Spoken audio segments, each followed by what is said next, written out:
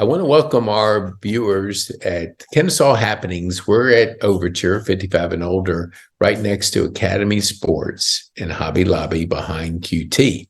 And in the studio is a special person. I mean, I've been trying for 2 years to get her on the podcast. Well, not really, but a long time. And when I heard her story, I meant, oh my gosh, we got to have our viewers hear from Alicia. So Alicia, tell our viewers who you are, what you do, and who you serve. Yep, absolutely. So my name is Alicia Todisco. I own a franchise called Ace Handyman Services. Our tagline is we do all the things that you and your honey can't, won't, or should not do. And that leads into who we serve.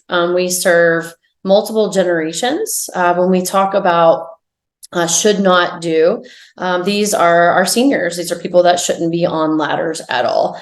If you have a senior in your life, take the ladder out of their home, right? So true. We serve the generation below me. We serve the can't do. These are the people that don't own ladders. They value their time with friends and family, and they have this unique ability to maintain a work-life balance. And so we go in and serve the younger generation that they simply can't do it. They've never learned. They've never had desire to learn. And then we talk about the people that won't do it. And this is probably my generation, the Generation Xers, who tend to burn the candle at all ends, myself included. Single mom, business owner, coach soccer, coach running club, active member in the North Cobb Rotary, lead a lot of different aspects of my local networks and get involved in the community. We simply don't have time, right? So we like to serve the folks who can't, won't, or should not do things around their home or small businesses where we can support them. I love that. And I love the idea that you touched on a lot of things. I think we all have 24 hours. Nobody has more than 24 hours, but your high achievers, your high performers figure out ways how to use those hours. So when you were back, let's back up just a tad. Sure. Like you're deciding, what am I going to do? Now you're in a world that I have not, as we were talking before, haven't seen too many ladies in this space. So what made you crack that ceiling and get into this? What was your thought process? Quick shout out to my ladies of Ace. There actually are a ton of female owners across the country. Okay. Most of them are in partnership with a son, a brother, a husband. And there are a handful of us that are single women owned businesses. And we just really lean on each other. So whether we are like myself and a few others, or it's just us, we lean on the other ladies as well, because we do tend to have a little bit of a different perspective on how the business runs, what's important to us, how to manage things, how to grow the business, how to scale the business differently than some of our male counterparts do. I am my ideal customer. So in 2020, my children's father moved out of our family home. A week later, the entire world shut down, right? The pandemic. And so here I am at home with two small children. I was the director of learning and development for a technology company in the sales division, which meant we didn't slow down at all. We sped up. I had to take all of our classroom curriculum, turn it into Zoom curriculum. And so I was super busy. And my company was very patient with me. They were like, we don't want you to break. How do you work around this? So I started running a schedule where I would get up at 5 o'clock in the morning while the kids were sleeping. I would work on my plans and my conversions from classroom to internet style training until they woke up, and then we would have breakfast and get their curriculum started. I had a 3-year-old at the time, so he didn't really have curriculum. And then they would sit in front of a movie, and I would work for another couple of hours. And around lunchtime, we would stop and we would spend the rest of the day at the pool, right in the backyard. So that was really helpful. Then when they went to bed, I'd go back to work until 11 o'clock at night. And that's fun to have a company that will work with you based on the world's circumstances at the time. But they said, we don't want you to break. So let's just work with you in a way that is functional for your lifestyle, and we can still get things done. And we were very productive and very successful in that. That was in March, where all that started, right? So in December of that same year, there was a very casual conversation of how I was getting major reduction in my compensation. $25,000 a year was being taken out of my comp plan. Really? Yes. Had nothing to do with the pandemic. Right. Had nothing to do with my performance. It had everything to do with national averages of how other people in my role were being compensated. Mm-hmm. And so I was still going through everything, just completed the divorce, still working through the pandemic. So in February, I allowed all of that to digest. I started looking for a job, and I thought I was going to create something, maybe be the next podcast, Pete, where I'm out doing something, on my own initiative. Yeah. Mm-hmm. Well, I was approached by a franchise broker. And for the next full year, I vetted out 10 different franchises. And what I loved about ACE is along the way, almost simultaneous, it's probably a God thing, right? Right by my side was little projects that kept creeping up in my home that I'm not capable of doing. I'm not a handy person.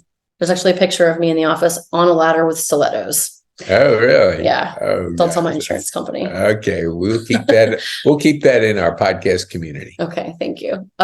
So the little things that I couldn't get done, I had other professionals coming in to do estimates and not showing up for the work, or coming in and overpricing the estimate because it was work that wasn't very profitable to them, because it was a ton of tiny little things. Yeah. I finally had an old timer, which I was very grateful for, who said to me, why nobody's taking this work, right? And I said, no, but I would love to know because I'm exhausted. He said, there's no money in it for any of us. He politely shook my hand and he walked away. And I said, there's got to be a better way. So we work really hard to serve isn't everything that we say, because I was a very underserved piece of the community because I didn't have a $20,000 project for someone. We just needed things done. I needed the hammocks hung for the kids. I needed, the doorknobs changed. I needed a couple of light fixtures upgraded. And we really literally couldn't find anybody to do it. It was amazing. What would you say? You mentioned community, and you're involved in the community. I know with ABA, the Acworth Business Association, Rotary. How important what value has community in the growth of your business?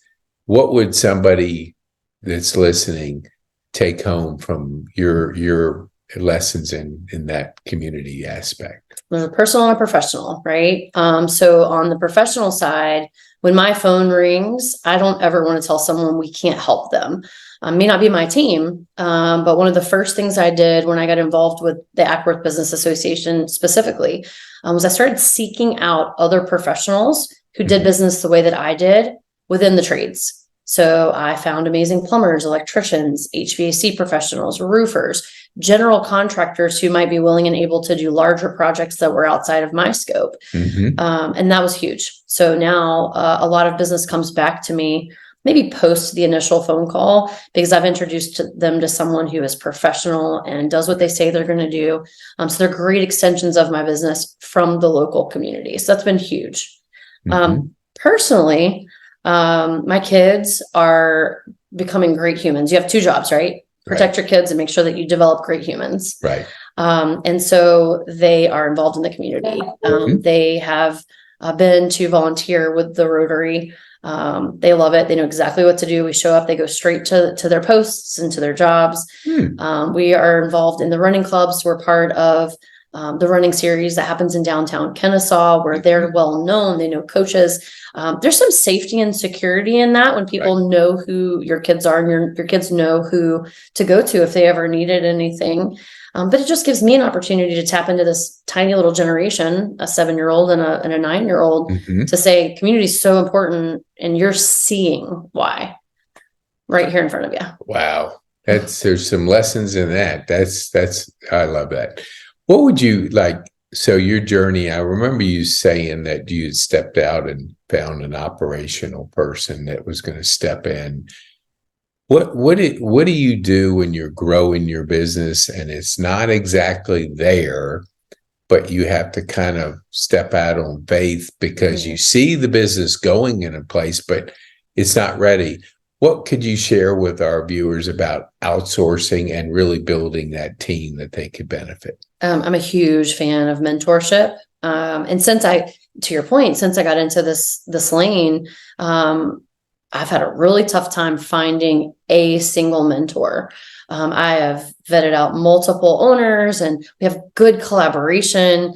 It's a busy business. So for someone to stop and, really commit to that. So I think that I lost track of my thought. I can't remember what your question was. Really outsourcing Oh, before you're yeah. ready your business is ready. Yes. So through the Rotary, as a matter of fact, I found some amazing women who are very encouraging. They're very business savvy. They've been business professionals for longer than I have, and they give great insight. So I would sit down and say, hey, what do you think about this? Or, hey, how do you feel about this? Or this is the direction I'm heading in. It's a little scary, right? And it is scary. But if you can't have all the pieces of the puzzle in place, then you can continue. I think maybe honestly, we would have a steady, just a really small incline. But until I step out into faith and hire some people that fill the roles that are not currently filled, which means they fall on my shoulders, then we're never going to grow the way that I want to grow. And so right now we are in the process of hiring a field supervisor. He's going to take on the role that I carry and that my office manager shares, of managing the team, making sure that if there's ever any hiccups, that we can get in front of them instead of finding out behind them, helping with any estimates on site that we would need to do. He came here actually and did an estimate, which is fun. And that was kind of our first trial into, can he get out and do the estimates and show a good face for us? So I'm really excited about that. But what that does is it puts us we're a little ahead of the game as far as the maturity of the business. That's really going to help us light a fire, because I can get out into the community differently and sell to drive more business in so that we can continue to hire and grow and serve more of the community. Yeah, I love that. And when I ran into you at the KBA a few months back, maybe it was 4 months, whatever, and you had said that you had taken on another franchise or territory. And it was kind of like another step out there, because I believe a comfort zone is like, you don't ever want to be comfortable, because I don't know if we talked about it, but a person shared with me, if the next move you make, you're not like shaking in your boots, then you're not really doing something that will stretch you. So take us back when you were like maybe talking with your franchise office and they're saying, okay, we have this open and you're not ready. What was your thought when you decided to take on a big chunk of extra financial commitment and responsibility? Yeah. And that time of the day, right? Like you mentioned. So that time of the day is so finite. And so that does put me into Paulding County, right? So we expanded to Paulding County, and Dallas is such a growing market just in and of itself. And there's so much business there that is underserved. And so, yeah, it was very scary. It was actually somewhat fear motivated, which I don't love that. But as a growing franchise with a great name behind it, Ace Hardware, people want a part of it, right? Right. And so they had sold almost all of the territories around me, including just right above part of Acworth right above me. And I said, you know what, if I'm going to make a decision, it's going to have to be now. So my goal was to cash flow the second purchase of the business. They have been very graceful and gracious with me to allow me to do that, which meant that there's a contract date, and they've pushed that back a little bit. So my contract has started. We're able to go ahead and sell and promote and take care of the Paulding County and Marietta, part of Marietta area that we purchased. But they're allowing me to kick the payment back a little bit, which is awesome. Keeps me out of any unnecessary debt, and allows us to grow in a more healthy, less scary way. What would you say? I love that. What would you say when you said that you had developed some relationships with other ladies that were in the business and maybe they're connected? How important is your communicating with other franchisees and other people? Did that give you some insight that maybe our viewers can benefit from? Because I believe in it, the philosophy in general. Yeah, I think as a small business owner, it's really easy to get stuck in the I'm all alone world. And so to me, that's a huge piece of not feeling alone. My friend and I started a Women of Ace group So we run a monthly call with all the women of ACE, which has been amazing. I was actually at the Atlanta airport yesterday with 50 other franchise owners. Wow. Where we had a conference, and all the women, I mean, we see each other regularly. It feels like they're part of my team, right? Sure. But it does a lot as far as, and I'm going to extend on this too, actually. We don't have a policy developed. What's your policy for this? How do you handle this one-off situation? There's never a dull moment in the handyman business. So there's always things that happen on a daily and weekly basis that I've never come across. How do you handle it? What was your process for this? Have you ever thought about doing it this way? ACE is really great in the fact that they allow me to be creative. So coming up with, new ways to generate business, and really just having that collaborative of other women to do it. So whether it is a franchise group, which I'm very fortunate to have had the opportunity to say women of ACE, let's come together. But also there's women's groups all over the place for, female entrepreneurs that are flying solo, trying to hold it together in some capacities and grow it in others. And, really just need somebody that is level and smart and that you respect to be able to bounce those ideas off of. On the other side of that, because we have so much that we have to do, I built a group of trades professionals.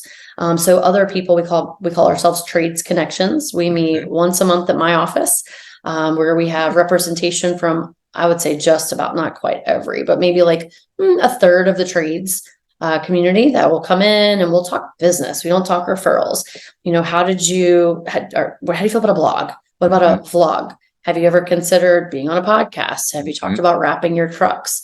You're looking for an office administrator. Now you've got a group of trades professionals who think similarly that can really help each other out. And it's way more valuable than I could have ever imagined. Yeah, I think a friend of mine, Gary Graves, he was a corporate guy and traveled all over the place. So he bought 2 franchises. And so he was like, I've never done any local networking.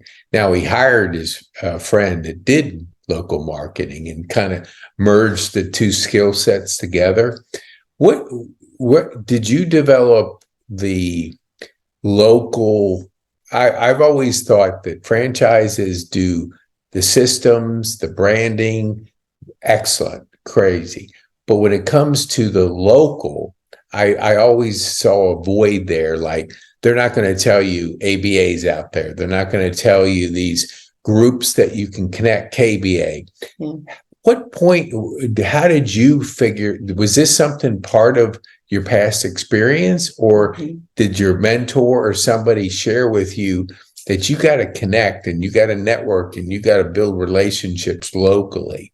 What was that like for you? Yep. So I have a very long history in sales. My first job out of college, and until I got into a sales management and then developed the training for sales for the technology company, it's all sales.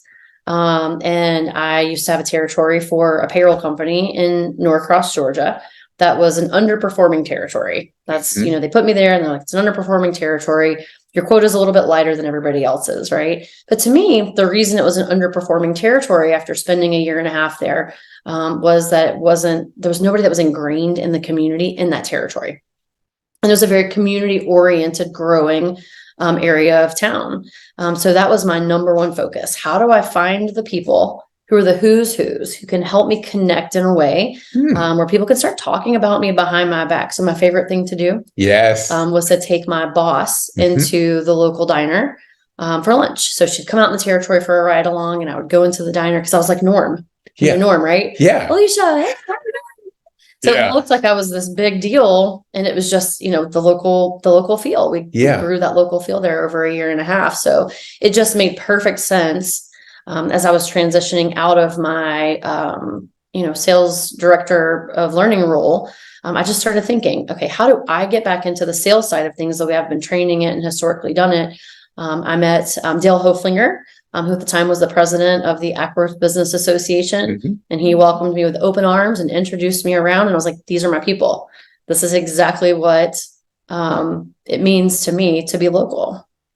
Dang, I tell you what, this is like a master class that we're having. This is crazy good. I had no idea. I mean, it does kind of the discovery of people's story. Because I always tell people, I get a business card, I get a brochure. I don't know what's behind that. I thought I knew some of your story. I knew nothing until you kind of laid it out in such a way that it has so many lessons, I think, for growing that local business, which I think you're exactly right. When you said, when people are talking about you behind your back, it's actually the best thing possible, because now as long as they're not saying don't do business with Alicia, as long as they're saying, telling your story, a positive one, how you impact them, how you worked with them.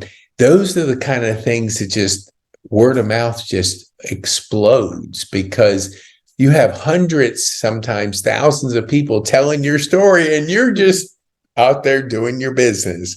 So I love that. I have a couple more questions, and then we're going to wind it down, because I was fascinated by your journey to begin with, because I saw the same thing you did in the handyman space, that you're right. They can't make money off of one or two little things. It's just that they're doing the $20,000 jobs. And when I was in BNI, the turnover of handy people was crazy. It was almost like the home cleaning. They get so busy, they can't take care of the business. Right. So I want you to kind of, because I love what you've said, everything. I can't think of one thing I didn't think it was just knocking out of the park. But I want you to share, because your mindset is like nothing. I mean, for a business person to have your mindset, I'm telling you, we could bottle that and change the world. But I want you, well, it's an honest compliment. And and it comes only because you've done the work. All you're doing is sharing with our viewers the many lessons that you've shared today. But what do you see yourself like? You're obviously crushing it in a way that's so cool to hear. What do you see like a couple years down the road? Where do you want to take what you've taken so far and continue on? Okay, so I'm going to share a deep story, but I'll share it quickly. Okay. Mm-hmm. So I have an angel baby. So I'm an angel mom. Do you know what that means? I have a child that has passed away. Okay. And so one of the things that my children's father and I did, 9-10 years ago, Mm-hmm. I was high risk maternity with my son, who's 9 now. And they pulled me out of work. And so I can't sit still. So I created a nonprofit. And the goal with the nonprofit was to serve families who had lost children. There's an incredible organization in Charlotte, North Carolina, where we lived, where that's how I survived, right? Just one foot in front of the other, taking step by step to get through such a tragedy. And so we want to create something similar. And the problem was that we did it when I was pregnant, right? And so no grieving mother really wants to embrace a pregnant woman. It's very painful. If you've lost a child and you're in the supermarket and you hear a baby crying in the next aisle, you're crying with the baby. It's tragic, right? Mm-hmm. And so what it turned into, sort of organically, and we managed it for years, was people who knew families who had lost a child would call me and say, what do I do? What do I say? What's like the magic word? Like, how do we make this less painful for them? And the answer is that there's no answer to that question. What I can tell you is what not to say.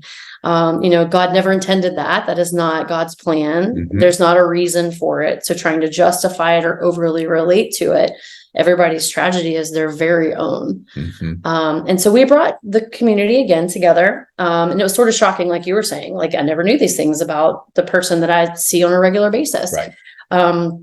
So the largest event that we had was at a park in Dunwoody, where we did a balloon release. Everybody wrote healing letters of love to their children who had passed. We made a big circle. It was the coolest thing. So there were about 50 people there. Because we have our 501c3, we had donors and vendors to bring food and things like that. Got to know a lot of the other nonprofits in the area, so we were able to cross promote them as well. And 50 balloons went up that day in honor of people's children. We went around the circle. Everyone was able to say what they wanted to say, because your child dies and everybody's like, oh, that's and nobody knows what to say, but you love to talk about them. I love to tell my daughter's story. Her name is Alana. She was a week old. She's impacted more people than some people that are grown and their entire lives have the opportunity to impact through her story. And so my goal is that we get all of the things in place. I have an amazing office manager that I would love to elevate to a general manager role, where she's doing a lot of the things that I do.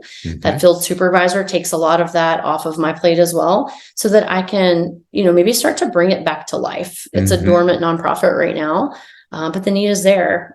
People deserve to be loved on and share their story. So no, I totally agree. Thank you for sharing that. Yeah. Tell, as I promised I'd get you out of here, a busy person manages their calendar different than everybody else. And I can tell you manage your calendar different than others. So how do people get a hold of you? So there's a couple different ways. If you are looking to know me on a business professional way, I would suggest email Acworth at acehandymanservices.com. That'll come to me and my office manager, who takes great care of me if things fall through the cracks. And then I would say put something in it like Podcast Pete, right? That way it catches my attention. I get about 200 emails a day, but that's the easy. Can they put an emoji in the Podcast Pete subject? No. Absolutely. Put a golf ball. Yeah, there we go. Or if you need service, you need someone professional who is background checked, licensed, insured, business licensed, right? Call us at the office. That is the best way for us to serve you. Our office manager will ask a ton of questions to get to know your project, schedule the appropriate craftsman to come out and take care of your project, whether it's commercial or whether it's residential. We love to bring helpful into the home. The office number is 770-627-7770. Awesome. Thank you so much, Alicia. Now, the last question, and then we're finished, is what would you want our viewers to take home from our time on this podcast? What would be the one thing? So I feel like my personal growth opportunity right now is just knowing how to manage all the things in a good way. So I can't find a mentor. It's really important to me. So I sat down with a business coach and said, okay, here's where I am. The tail sometimes is wagging the dog. How do I make that calendar not just have colorful icons on it, but also like now we're working on execution. I do a lot of business reading and studying through podcasts and through audiobooks and things like that. And they always say, focus on that one thing. But if you're a small business owner, that one thing is really 20 things. Right. And so by sitting down with a professional who has an outside perspective, teaching me how to say, okay, well, maybe there's 4 things, but within those 4 things, bucket them out. And then you make sure that you're managing according to, the priorities. You're never too good. Never be the smartest person in the room. Always surround yourself with people that are going to help you get better. Dang. I tell you what, in baseball terms, I usually use golf terms, but in baseball terms, you hit a grand slam. That is really good. And thank you so much. I totally believe in coaches too, because our blind spots are our blind spots. And, if you can't have that person looking over and helping you navigate, because it's competitive out there and it's busy. People are busy. Thank you so much, Alicia. We appreciate you spending time with us today. Thanks, Pete.